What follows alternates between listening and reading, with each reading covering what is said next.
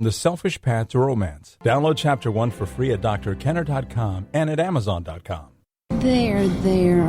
It's all right. It'll be okay. No, it won't. Sure it will. You'll see. No, I promised him I'd never let anything happen to him. That's a funny thing to promise. What? Well, you can't never let anything happen to him. Then nothing would ever happen to him. Not much fun for little Harpo. And that's from Finding Nemo. And that is the case. Parents need to be able to let go and let their kids explore. And if they're trying to protect the kids, I don't want you to play baseball. I don't want you to play basketball. I don't want you to ski. Maybe you'll get hurt. And you end up with kids who are just afraid of living, of breathing, of enjoying life. And then you have the opposite situation, too, where kids feel pushed into things. It's not that you allow them to live life, but they feel like the parents are saying, you are going to play basketball. You're getting out of this house. You are going to be a star tennis player. You are going to XYZ, and the parents are very pushy. How do you deal with those situations? Well, with me today, it is my pleasure to have Dr. Judy Vanraalte, Raalte. She is a psychology professor at Springfield College in Massachusetts, and Judy has worked with youth sports athletes and elite and professional athletes in the United States and around the world. She's written 4 books and presented at conferences in 11 countries. She's been around a lot. She is a certified consultant and is listed on the United States Olympic Committee Sports Psychology Registry, and I had the pleasure of having a workshop with her. Welcome to the show, Judy. Oh, thank you. It's a pleasure to be here.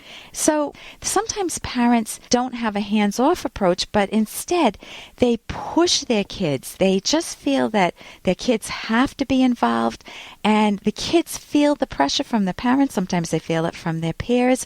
How would you, as a sports psychologist, if you were called on the scene, help in that type of a situation? The situations where kids really want to play, that's easy, although for some parents they find it hard when it's expensive and the kids are driving the show. But I think the more challenging situation is parents who have gotten kids involved in sport, they've made arrangements for time, they've maybe paid a lot of money, and all of a sudden the kid says, I don't want to go, or they start coughing or don't want to get out of the car and do the activity. Right. And then the parents are in the position of dragging an unhappy kid to a practice, and arguments happen. Right, I'm not going. It can get ugly. Right, I'm not going, Mom. I hate this. You're making me do it, and I'm not getting out of the car. And if you're there as a sports psychologist, what advice can you give? Hey, I got to interrupt this because we've got to pay some bills. 30 seconds, that's it. A very quick ad, and then Ellen will be back. Romance. Ugh, I wish guys knew more about what we want from a relationship. Boy, I wish I knew more about what I want. Where's that ad I saw? Here it is. The Selfish Path to Romance. A serious romance guidebook. Download Chapter 1 for free at selfishromance.com and buy it at amazon.com. The Selfish Path to Romance.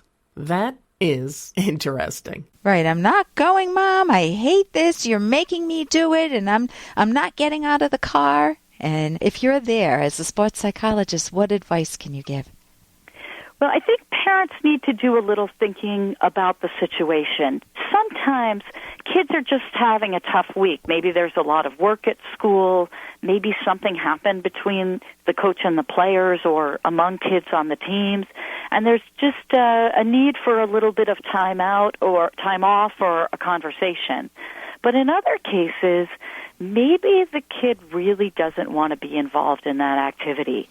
And the parent may need to take a look at his or herself to see, are they encouraging the kid because sport is a healthy activity for a lifetime, which it is, or are they encouraging the kid because it's their dream that the kid will be a sports star, maybe that they never were, or maybe because they were a sports star and they wish all the good things of sports for their kid, but it's not a great fit for their kid. Yeah. So a little thinking on the parent's part to really determine who's benefiting it. Is it just a time where a kid needs a little extra boost to go because really once they get there they enjoy it?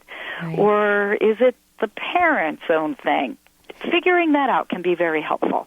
Right. And that idea of the parents needing to take the time to think about what motivates me? Why is this such a big issue? Also for the kids, figuring out, doing the detective work, what is really going on in their mind that's causing the resistance.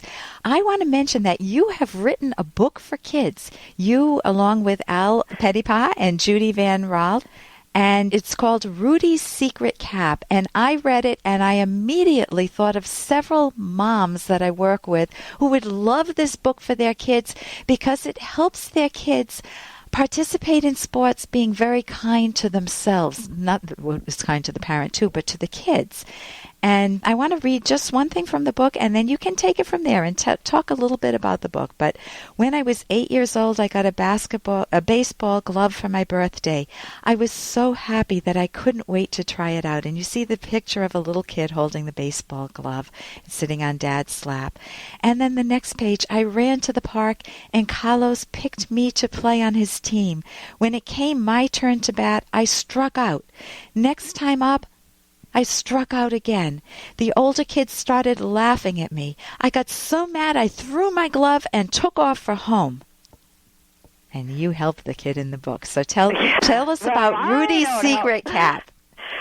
I didn't help the kid, but Rudy ran into a friend who was wearing a cap that had the letter CAP on it. And those letters, as it's explained in the book, at about a good third grade level, had some suggestions for things Rudy could do. That a good athlete stays cool. That's what the C stands for, and is cool. Not cool like they have the latest, greatest shoes, but cool like calm under pressure.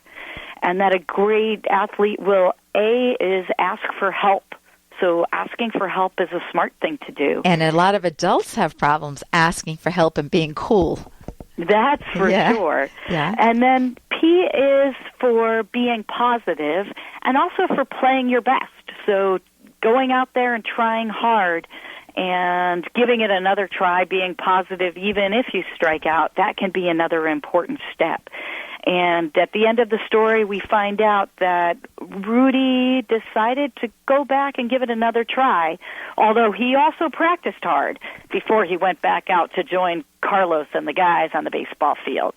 Right. So to deal with all the teasing, he's able to guide himself and to think more positively and to deal with his thoughts that he's a failure, he'll never be able to do it. He can coach himself basically with the 3 letters CAP.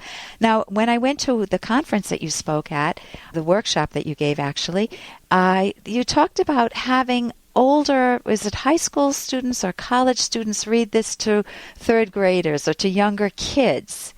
And that, guess who benefited most? That was the question you asked us. And the people who benefited most were not the young kids, but the high school students. So one of the things we've been involved in sports psychology is providing opportunities where the skills that athletes learn in sport can transfer to the real world, I guess I would say, or to the rest of their lives.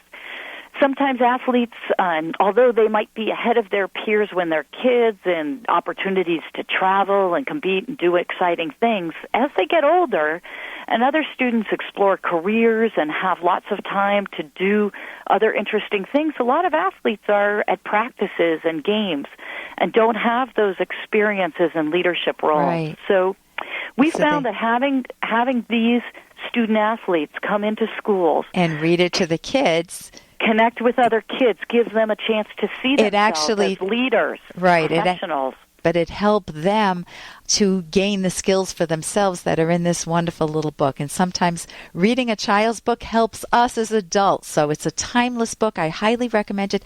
How can people get your book and get in touch with you? Rudy's Secret Cap by Judy Vanraalte.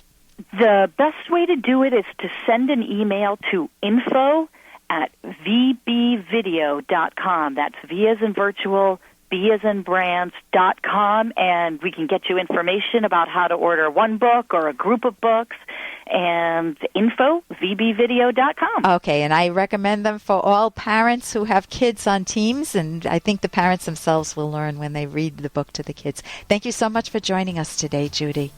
Thank you. And I'm Dr. Ellen Kenner on the Rational Basis of Happiness. It's been great being with you, and look forward to being with you again next week.